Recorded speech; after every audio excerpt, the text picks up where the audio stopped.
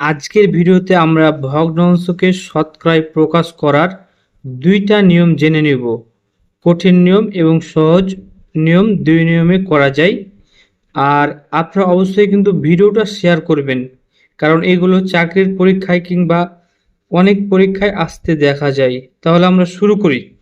ভগ্নাংশ মানে কি? লব বাই হর, অর্থাৎ লব উপরেরটা, হর নিচেরটা। এখন এটাকে যদি আমরা শতকরায় প্রকাশ করতে চাই, তাহলে আমাদের একটাই জিনিস মনে রাখতে হবে, সেটা হচ্ছে আমাদের হরে 100 নিয়ে আসতে হবে। আমি জিনিসটা একটু দেখিয়ে দিচ্ছি। এ পাশে আমাদের সব সময় হরে 100 নিয়ে আসতে হবে। ওকে। আর এখানে যে কোনো সংখ্যা থাকতে পারে। এখানে যদি 2 থাকে তাহলে হবে 2%, এখানে 3 থাকলে হবে 3%। অর্থাৎ হরে 100 নিয়ে আসার পর এই লবে যে যা থাকবে সে অনুযায়ী পার্সেন্টটা হবে। ওকে। সো আমাদের মেন টার্গেট হচ্ছে হরে 100 নিয়ে আসা। সেজন্য আমরা কি করতে পারি, আমরা এই ভগ্নাংশটির লব এবং হর দুইটাকে 100 দ্বারা গুণ করতে পারি, রাইট? সো আমরা যদি উপরেও 100 দ্বারা গুণ করি এবং নিচেও 100 দ্বারা গুণ করি, তাহলে তো আমাদের বেশি হলো না, এটা এবং এটা কেটে গিয়ে আগেরটাই থেকে গেলো। জাস্ট আর একটু অপেক্ষা করুন, তাহলে হয়ে যাবে। এখন আমরা কি করব, এই যে 1 গুণিত 100 এটাকে রেখে দেব, আর এই যে নিচে 2 আছে এটাকে রেখে দেব, আর আমরা এই 100টাকে আলাদা করে দেব এটাকে ভগ্নাংশে প্রকাশ করার জন্য। যেহেতু এর উপরে কিছু নয়, তার জন্য আমরা 1 দিয়ে দেব। এটুকুকে আমরা কি করব, এই পার্সেন্ট আকারে লিখব, এই যে পার্সেন্ট আকারে লিখব, রাইট?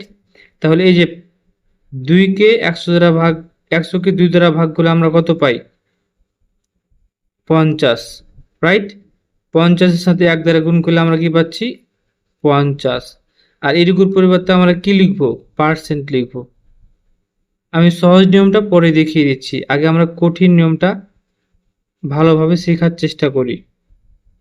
একইভাবে আমরা এটাকে কি করতে পারি, 7/10 লিখে দিতে পারি। আমরা উপরেও 100 দ্বারা গুণ করব, নিচেও 100 দ্বারা গুণ করব।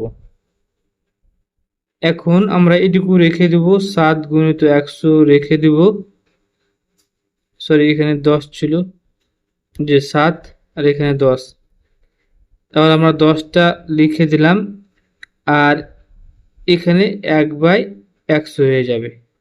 আশা করি বুঝে গেছে। এখন এটা এবং এটা কেটে গিয়ে আমরা কত পাচ্ছি? 10, তাহলে 7×10 = 70। আর এটুকুর পরিবর্তে আমরা কি লিখব? পার্সেন্ট লিখে দেব। ওকে। এবার আমরা শেষেরটা লক্ষ্য করি, শেষেরটা আমরা একটু নিচে লিখি, 8/3 তাহলে আমরা কি করব, এই যে 3 আর 8 রেখে দেব, লব এবং হরে 100 দ্বারা গুণ করব। 3 আর গুণিত 100 রেখে দেব, 8 রেখে দেব, এটাকে আমরা পাশে লিখব পার্সেন্ট লেখার জন্য। এর উপরে কিছু নেই মানে আমরা 1 দিয়ে দিব। এখন এইটুকুর পরিবর্তে আমরা কি লিখব? পার্সেন্ট লিখে দেব। এখন এইটুকু আমরা কাটাকাটি করে নিতে পারি। আমরা কাটাকাটি এখানে করি, এই যে আমরা কয় দিয়ে কাটাচ্ছি? 4 দিয়ে। তাহলে 4 দুগুণ 8, 4 পঁচিশে 100। আর তো কাটাকাটি করা যাবে না, এখন গুণ করে নেব। 3 পঁচিশে কত? 75। আর এখানে 2, তাহলে আমাদের 2 দ্বারা ভাগ করতে হবে। এখন 75কে 2 দ্বারা ভাগ করলে 3 দুগুণা কত? 6, বিয়োগ করলে 1, 5 নেমে গেল, 7 দুগুণা 14, বিয়োগ করলে 1। এটাকে আমরা এখন মিশ্র ভগ্নাংশে লিখে দেব, একটা উপরে চলে গেল, 2টা বসে গেল, তাহলে এটা হয়ে গেল 37.5%, রাইট?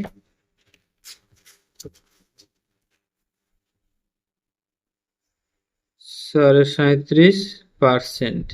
এটাকে আমরা চাইলে এইভাবে লিখতে পারি, 37.5, এইভাবে, তাই না? সেটা হচ্ছে আমাদের কঠিন নিয়ম। এখন আমরা সহজ নিয়মে দেখে নিব। সহজ নিয়মটা কি আমি দেখিয়ে দিচ্ছি। 1 আর নিচে হচ্ছে 2 ভাগের 1 ভাগ, এটাকে আমরা জাস্ট 100% দ্বারা গুণ করব। ওকে। এখন 2 দ্বারা